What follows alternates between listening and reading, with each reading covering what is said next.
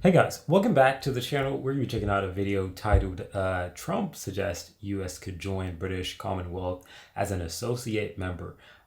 This is a little bit disappointed, honestly, because I don't know much about the Commonwealth, but one thing for sure is I do know the history of the United States and where it started from. It was the British Empire that was in control, right? And so on and so forth. Hence the reason why we have Independence Day, so on, blah, blah, blah. All those things, right? So I do also know that the British Commonwealth is obviously because of the British Empire, right? King and so on and so forth, right? So it's kind of shocking to see this. I am not sure Donald Trump actually understands this, but I don't see this as a progression, right? It's like taking two steps forward and then one step back.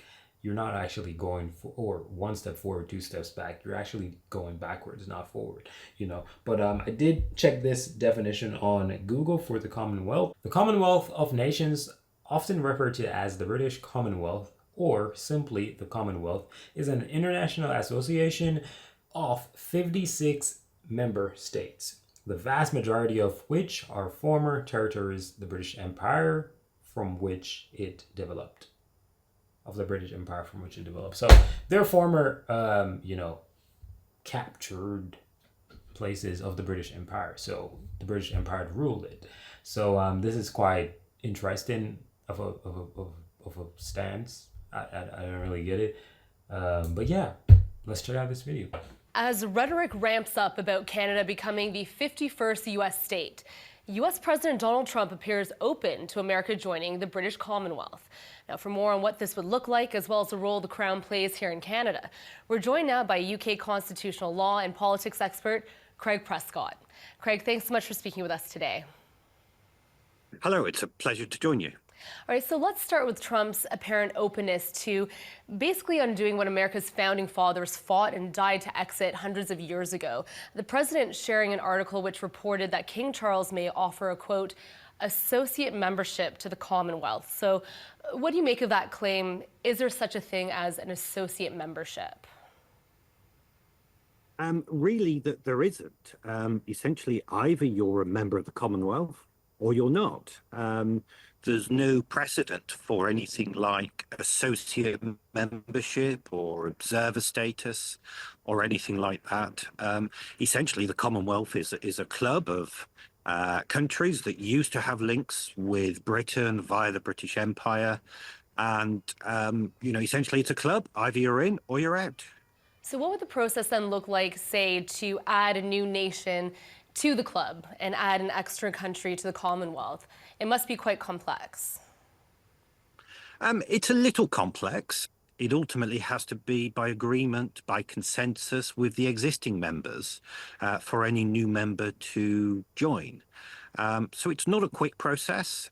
And, the idea of America joining might be especially controversial to some members of the Commonwealth who generally see it as an opportunity for smaller countries to get together and discuss common issues. So a country like America, with its sheer size, could have quite a disruptive effect.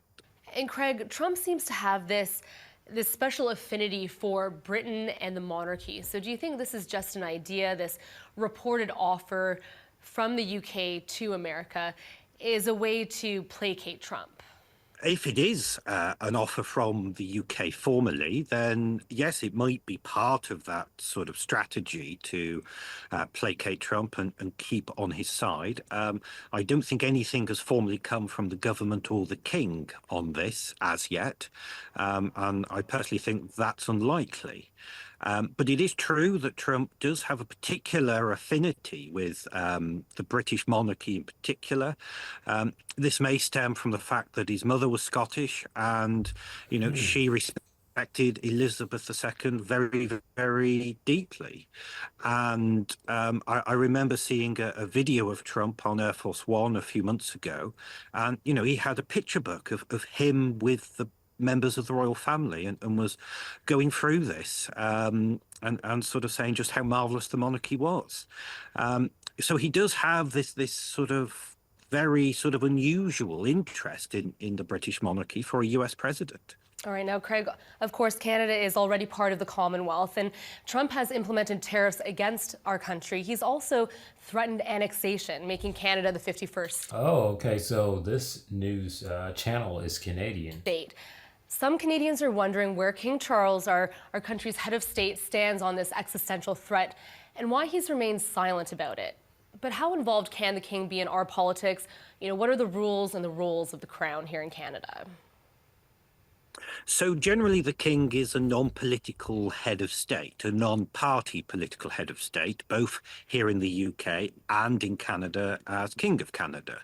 Now, of course, on a day-to-day basis, the king's functions, the functions of the crown, are exercised by the Governor General on his behalf.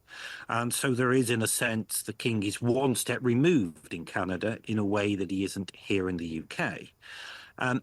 Any sort of formal move or speech that the king might make as regards Canada will be on the advice of the government of the day.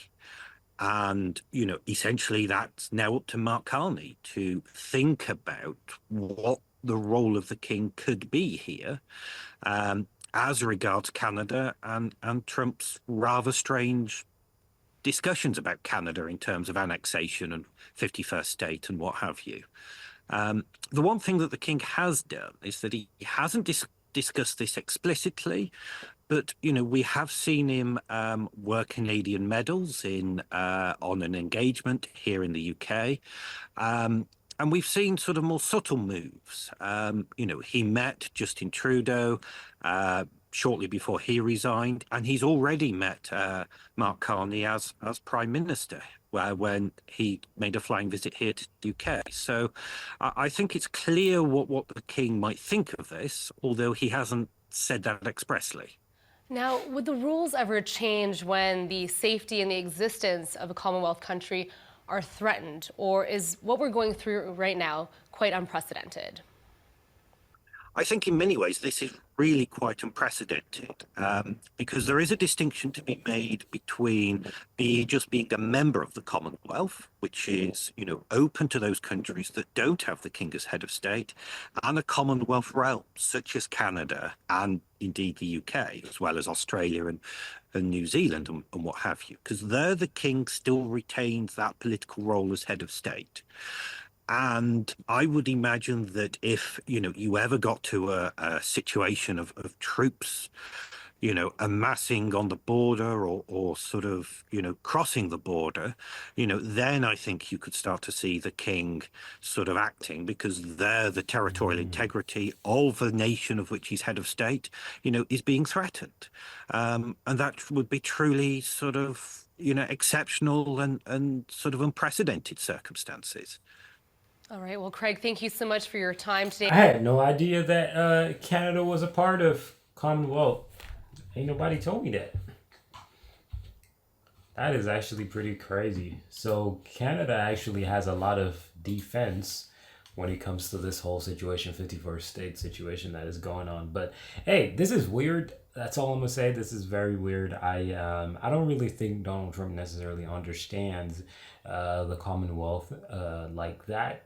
Why do I say that? Because he's the same guy who literally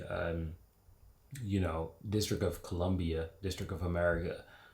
He's the same guy doing that. So I don't really think he really, maybe understands a lot of these things to the T. For crying out loud, he's not even a politician. He's a businessman. And I don't think he knows a lot of things. It's as simple as that because, like I said, he's not a politician. So that's that. But you guys can let me know what y'all think about it in the comment section down below. Thank you for watching. Out of here. Peace.